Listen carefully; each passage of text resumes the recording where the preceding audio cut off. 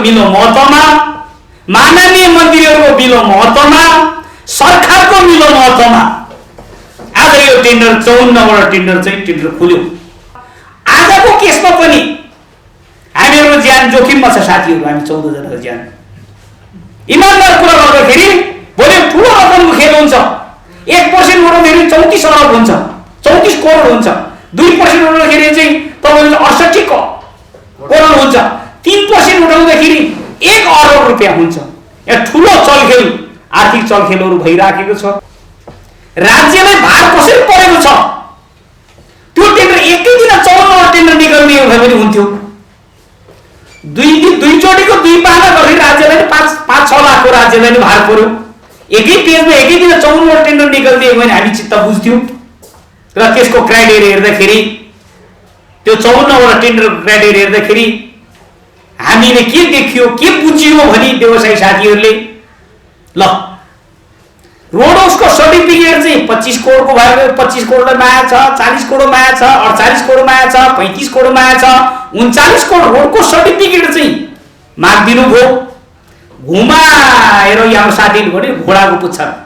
यस्तै भिडियो हेर्नको लागि हाम्रो च्यानललाई सब्स्क्राइब गर्न नछुटाउनुहोला र सँगै आउने बेल आइकन पनि थिच्नुहोला। यो रेल आयोजनाले योभन्दा 6 वर्ष अगाडि रोड हाउसको सर्टिफिकेटले 6वटा टेन्डर भएको थियो। त्यो टेन्डरमा मैले पनि भाग लिने मौका पाएँ। म पनि त्यो 6वटा प्याकेज क्वालिफाइड भएको थियो र मैले कथनकाल मेरो रेट हाल्दाखेरि त्यो रेटले मलाई ठेक्का परेन। हाम्रो 6वटा साथीहरूले बर्दिवासमा रेल ट्यागको ठेक्का पाएको थियो र 5वटा कम्पनीले योभन्दा 2 वर्ष अगाडि ठेक्का फाइनल गर्यो। हाम्रो अहिले बजारगुरु कन्स्ट्रक्सनले भन्नुभयो उहाँको मौजा अरू दिनु नसकेर उहाँको ठेक्का फाइनल भएको छैन। नभए हामीहरूसँग 18 जना निर्माण व्यवसाय रेल बनाउने हुन्थ्यो। र अहिले हामीहरूको माग खास ठुलो मागै होइन। हामी योभन्दा अगाडि पनि हामी रेलको चाहिँ सर्टिफिकेट नमागेर हामी रोड हाउसको सर्टिफिकेटले हामी त्यहाँ क्वालिफाइड हुने। अब अहिले 15 जना व्यवसायी साथीहरूको रोडको चाहिँ सर्टिफिकेटले रेल बनाउने सफल हो। आज यही 15 जनाले रेलको ट्यागको सर्टिफिकेट आधारमा कर्मचारीको मिलो महत्वमा, माननीय मन्त्रीहरूको मिलो महत्वमा, सरकारको मिलो महत्वमा आज यो टेन्डर 54वटा टेन्डर खुल्यो। राज्यलाई भार कसरी परेको छ? त्यो टेन्डर एकै दिन 54वटा टेन्डर निकाल्ने हो भने हुन्थ्यो। दुईचोटिको 2 पाना गर्दै राज्यलाई 5-6 लाखको राज्यलाई नै भार पर्यो। एकै पेजमा एकै दिन 54वटा टेन्डर निकाल्दियो भने हामी चित्त बुझ्थ्यौँ। र त्यसको क्राइटेरिया हेर्दाखेरि, त्यो 54वटा टेन्डर क्राइटेरिया हेर्दाखेरि हामीले के देखियो, के बुझियो भने व्यवसायी साथीहरूले, ल रोड हाउसको सर्टिफिकेट चाहिँ 25 करोडको भयो, 25 करोडलाई माया छ, 40 करोड माया छ, 48 करोड माया छ, 35 करोड माया छ, 39 करोड रोडको सर्टिफिकेट चाहिँ माग्दिनु भयो। घुमाएर यहाँ साथीले भने घोडाको पुच्छर। अब त्यसमा ल्याएर इम्प्लिमेन्ट गरेकोमा चाहिँ रेल ट्याग गरे, रेल नै गरेको हुनुपर्छ भन्ने कुरा त्यहाँ घुसेको देखियो। त्यसपछि हामीले चाहिँ ठाउँ ठाउँमा गएर छलफल गरियो। चित्त हाम्रो बुझेन। उहाँहरूले हामीलाई गएर छलफल गर्यो प्री मिटिङमा नि त्यस्तो राम्रो तरिकाले हामीलाई सपोर्टहरू गरेन। नगरेपछि हामी मिडियामा गयौँ। अस्ति हामी यो टिभीबाट पनि मैले इन्टरभ्यू दिएको थियो। हामी यो राष्ट्रिय गौरवको प्रोजेक्ट, मैले म जन्मेको 54 वर्ष, मैले 54 मा हिँड्दैछु। मैले पहिलोचोटि जापानमा गएर मैले रेल चढ्ने मौका पाइयो। रेल आउनुपर्छ, रेल नेपालमा हुनुपर्छ। तर हामी रेलको गौरव प्रोजेक्ट आयोजनाको विरोधी होइन। हामी नीतिको विरोधी। नीति यो बनाउन मिल्दैन। ल ठिक छ, हामीलाई रेलकै नभनेर रोड हाउसको लाई हामीले कटौती गरेर रेल माग्दिने, सिभिल एभिएसनलाई रेलवे माग्दिने, माटो फिलिङमा रेलवे माग्दियो भने हामी त्यसमा अब हामी विरोध गर्नेवालामा थिएन। हाम्रो विरोधको कुरा, चित्त नबुझेको कुरा, हामीले त्यो कुरालाई हामी आदरणीय पत्रकार मित्रहरूलाई हामीले गुहारेर आज हामीले भन्ने ठाउँ कहाँ हो, जाने ठाउँ कहाँ हो भन्दाखेरि तपाईँहरूसँग हामी जाने ठाउँ, तपाईँहरूले भोलि सञ्जालमा तपाईँहरूले गरिदिने हो। र हामी यो कुरामा हामी लेखा समितिमा पनि हामीले चाहिँ यही निवेदन दिएको थियो। लेखा समितिले चाहिँ रेल विभागलाई चाहिँ चिठी पनि पठाइसकेको छ, अब त्यहाँ छलफल पनि हुँदैछ। र हामीले चाहिँ म गएको थिएन, हाम्रो माननीय भौतिक मन्त्रीज्यूकोमा वसन्त नेवाङमा जानुभएको थियो साथीहरू।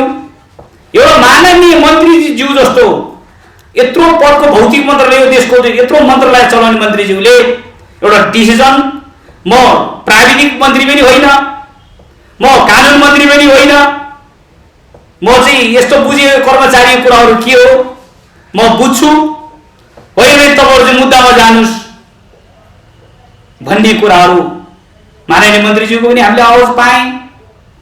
त्यसरी हाम्रो व्यवसायी साथीहरूको पनि, चित्त नबुझ्ने व्यवसायी साथीहरू पनि मेची महाकालीमा टन्डै छ।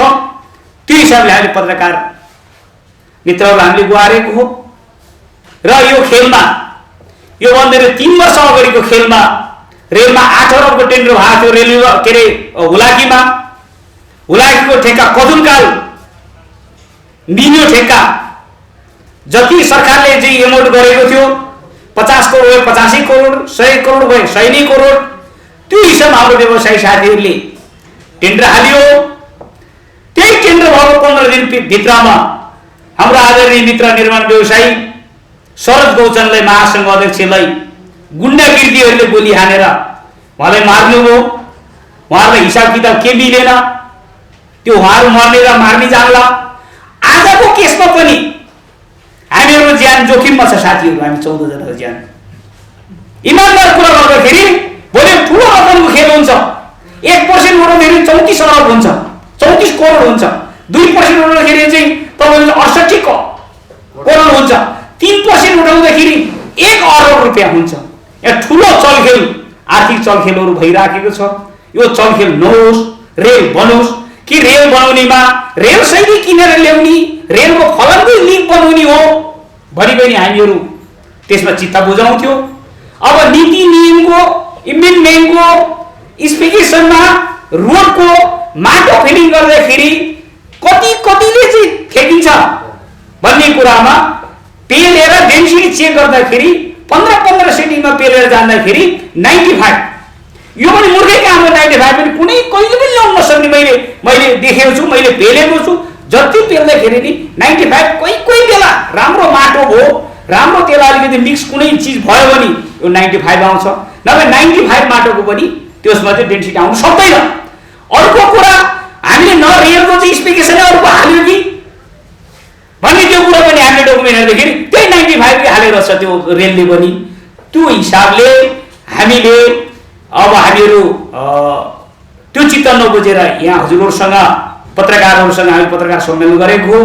र आज बेलुका जुन यो टिभी हेर्ने हामी न्यायाधीशज्यूहरूलाई पनि हामी उहाँहरूलाई पनि हामी अनुरोध गर्छौँ, हामी आइतबार र सोमबार दिन हामी मुद्दामा जाँदैछौँ। त्यो मुद्दामा न्यायाधीशज्यूहरूले पनि श्रीमानहरूले पनि हाम्रो चाहिँ कल्याण गरियोस् भन्ने कुरामा आज बेलुका टिभी हेरेर न्यायाधीशज्यूहरू कुन चाहिँ न्यायाधीशकोमा पर्छ, जिल्ला अदालतमा पर्छ कि कुनमा कहाँ जाने हो हामी वकिलहरूसँग सल्लाह गर्दैछौँ। त्यो कुराले पनि भोलि न्यायाधीश श्रीमानहरूले पनि त्यो आफ्नो विचार गरेर यो देशमा राष्ट्र कसरी बचाउने, कसरी प्रतिस्पर्धा गरेर काम गराउने भन्ने कुरा म श्रीमानज्यूहरूलाई पनि, श्रीमान न्यायाधीशज्यूहरूलाई पनि मैले आज यही रिपोर्ट्स क्लबबाट मैले चाहिँ यहाँहरूलाई पनि मैले अनुरोध गरेँ।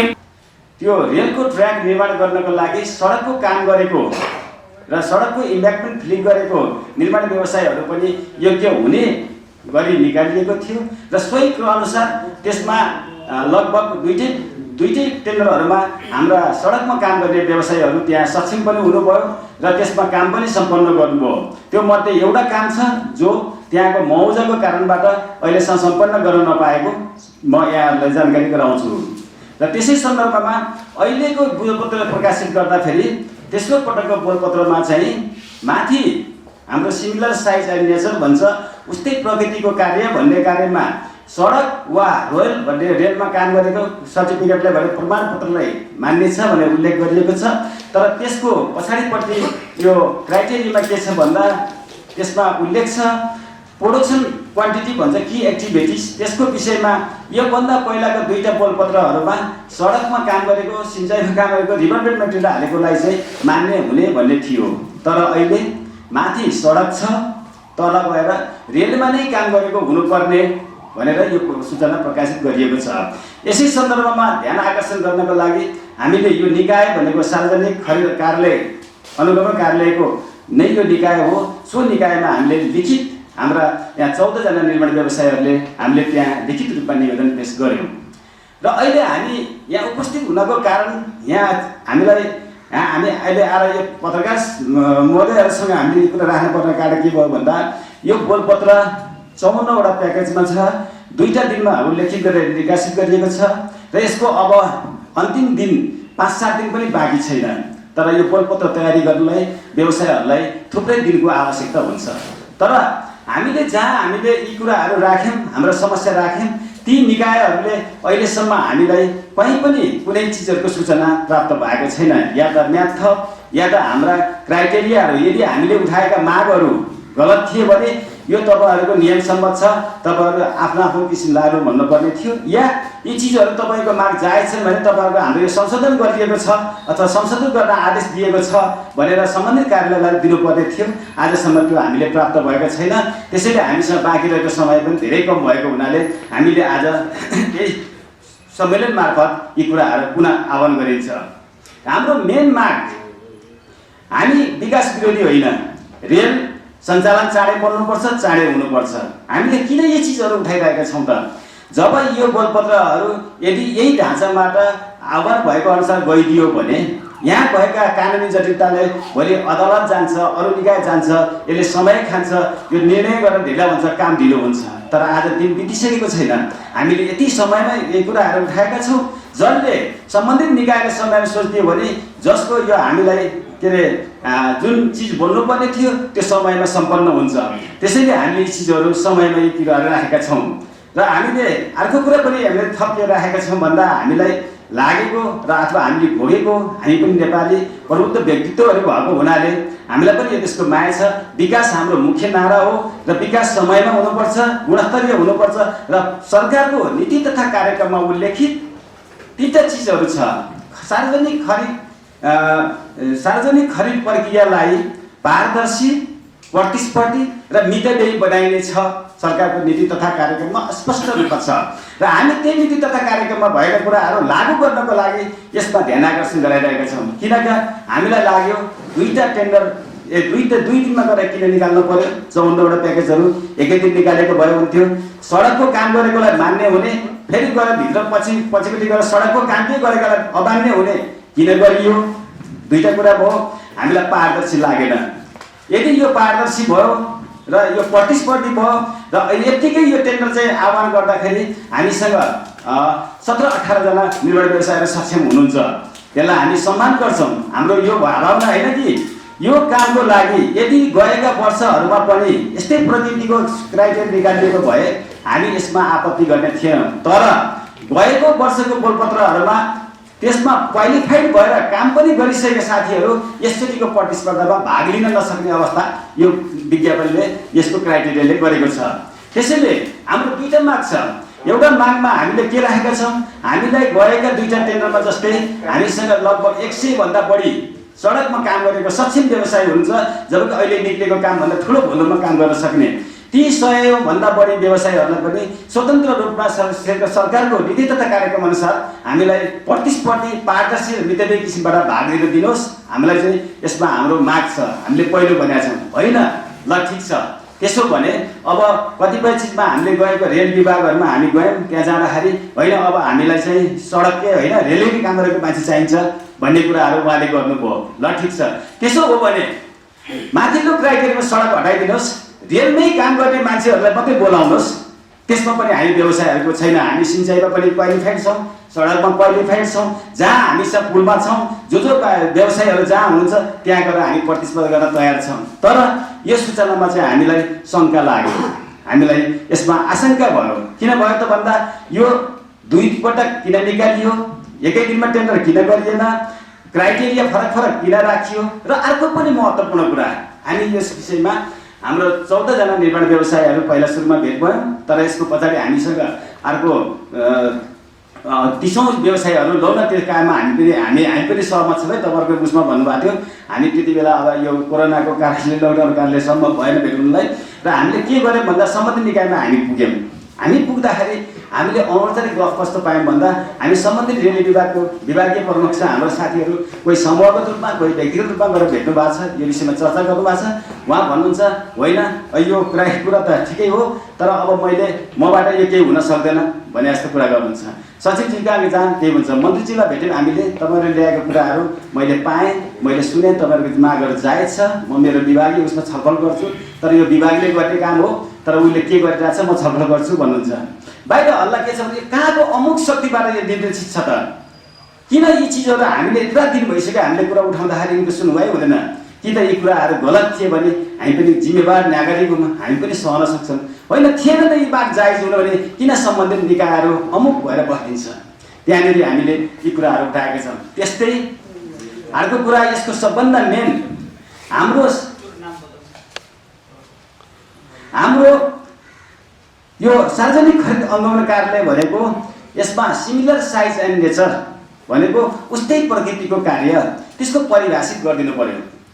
कुनै व्यवसायहरूलाई जे हित पर्यो अथवा कुनै निकायलाई जे हित पर्यो त्यहाँ जाने, त्यसैको व्याख्या गरिदिने, आवश्यक नपरे निवेदनहरू थन्काएर राखिदिने, समयमा नदिने, यो गैर जिम्मेवारी काम त्यो निकायबाट हुनुहुन्न। जबकि त्यो निकाय भनेको प्रधानमन्त्री कार्यालयको मातहतमा रहेको सबभन्दा जिम्मेवार निकाय हो, त्यहाँबाट यी चिजहरू टाइममा आएका छैनन्। र अर्को हामीले उठाउँदै रहेको कुरामा के अरे तपाईँको उस्तै प्रकृतिको कार्य भनेको यो हो भने नीतिगत रूपमा प्रष्ट उसमा खुलाइदियो भने त यसमा विवाद हुने, मान्छेहरू दौडिने गर्ने, अचेल के अरे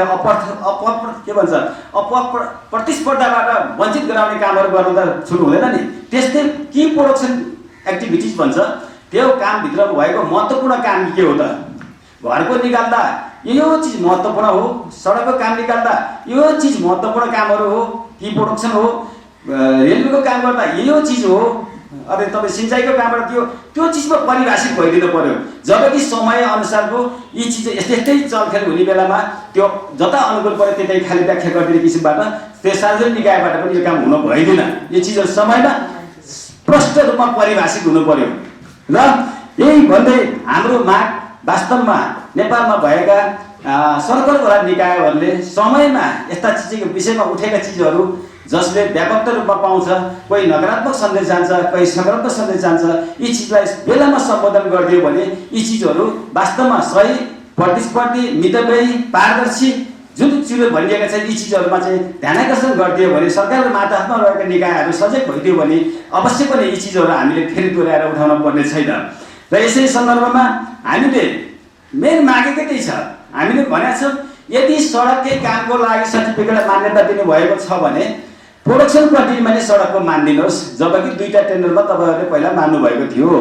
होइन यो विशेष किसिमको तपाईँलाई लाग्यो, हामीलाई लागेको छैन। हिजो सडकबाट पास गरेर तिनी साथीहरू आज क्वालिफाइड हुनुभएको छ, त्यो बेलामा पास गर्ने सक्षम व्यवसायहरू यहीँ हुनुहुन्छ, उहाँहरू अहिले प्रतिस्पर्धामा भाग लिन पाउनुहुन्न। होइन ल तपाईँहरूलाई लाग्यो अब 15-16 जना भए पनि यसमा चाहिँ प्रतिस्पर्धा गर्न हामी कानुन सम्मत छौँ भन्ने लाग्छ भने पनि त्यसो भने माथि सडकको नराखिदिनुहोस्, रेल केही काम गरेको भनेर मागिदिनुहोस्। हामीले 2टा माग यसरी राखेका छौँ, त्यो हाम्रो कुनै हाम्रो स्वार्थको लागि, हामी व्यवसायहरूलाई हाम्रो अनुकूलको लागि होइन कि यो मुलुकको लागि र त्यो प्रोजेक्टको लागि कसरी हुन्छ समयमा सम्पन्न गर्ने, विवाद रहित किसिमबाट अगाडि बढिदिनुहोस् भन्ने हाम्रो सार्वजनिक निकायहरूमा हामीले आह्वान गरेका छौँ। र यति भन्दै म यसमा हाम्रो साथीहरू, यसमा व्यवसायी साथीहरू हुनुहुन्छ, पूर्णबहादुर तामाङ, कान्छाराम कन्स्ट्रक्सन, उहाँ रिपुटेड नेपालको जेस प्रख्यात व्यवसायमा पर्नुहुन्छ लक्ष्मण कुमार राणा, वज्रगुरु कन्स्ट्रक्सन, भरतजङ रायबजी कन्स्ट्रक्सन, भद्रसाई अमर कन्स्ट्रक्सन, तेजकुमार कुर्बाङ याक्थुङ आइन निर्माण सेवा, एनसी शेर्पा थोदुङ कन्स्ट्रक्सन, सूर्यप्रसाद तिमिलसिना हिङ Sagarmatha construction, Rajendra Manandhar Mahalaxmi construction, Hari Dhakal Sapana construction, Ramkumar Thapa Gauriparvati construction, Raju Phunel Bhumi infrastructure construction, Ramsingh Budhathoki world wide construction, Dambarbahadur Karki Azad construction, Sanak Singh Rai Kirateshwar construction 14 जना हाम्रो एकदम यसमा अवसर पायो भने यो गुणस्तरयुक्त काम सम्पन्न गर्न सक्ने क्षमता भएका यो हामी आंशिक रूपमा यो बेला धेरै साथी हामीसँग सयौं साथीहरू हुनुहुन्छ र हामीले चाहिँ यी चिजहरू बेलामा उठाउँ। यी चिजहरू चाहिँ किन भन्दा कुनै पनि चिजहरू विधिले चल्नुपर्छ, लहरले चल्ने होइन। विधिले चलियो भने भोलि कसैलाई समस्या आउँदैन, केही हुँदैन र भोलि स्मुथली हामीले जे सोचेछौँ यो देशको विकास सबैलाई आवश्यक छ। विकासको समितिको लागि हामी पनि एउटा टेवा हौँ, खम्बा हौँ। हाम्रो हर पल हामी प्रतिबद्ध छौँ र हामी अगाडि बढ्नेछौँ भन्ने कुराहरू नै जानकारी गराउनको लागि हामी उपस्थित भएका हौँ। यसमा म थोरै कुरा थपेँ। यो निर्माण व्यवसायीहरूको छाता सङ्गठन नेपाल निर्माण व्यवसायी महासङ्घ भन्ने छ, अरू दलीय हिसाबबाट खुलेका सङ्घ सङ्गठनहरू पनि छ। तर ती सङ्घ सङ्गठनहरूले पनि आज यी आवाजको विषयमा उठाइदिनु भएन। हामीलाई दुःख लागेको छ, किन उहाँहरूले उठाइदिनु पर्थ्यो। आज हामी जङ्गल भएर यसरी आउनुपर्ने थिएन भन्ने ती साथीहरूलाई त्यो सङ्घ सङ्गठनलाई पनि आह्वान गर्न चाहन्छु। म तपाईँहरू पनि व्यवसायीहरूको यस्ता चिजहरूमा चाहिँ तपाईँहरू विषयवस्तु बनाइदिनुहोस्, उठाइदिनुहोस् अबका ऐनका दिनहरूमा भन्दै र सरकारसँग म भन्छु यी चिजहरू गलत छन् भने हामीलाई ऐनसम्म छैन भने हामीलाई बेलामै यो ऐनसम्म छैन भन्ने होस्। ऐनसम्म छ भने यी क्राइटेरिया सचिएर त्यो रेलवेको कामहरू समयभन्दा पहिले नै सक्ने खाले किसिमबाट यी नीति निर्माणकर्ताहरूमा यसको छलफल होस्, चाहे टुङ्गो लागोस् भन्दै मेरा 2 शब्द यहीँ टुङ्ग्याउँछु। अरू आवश्यक केही पर्यो भने म फेरि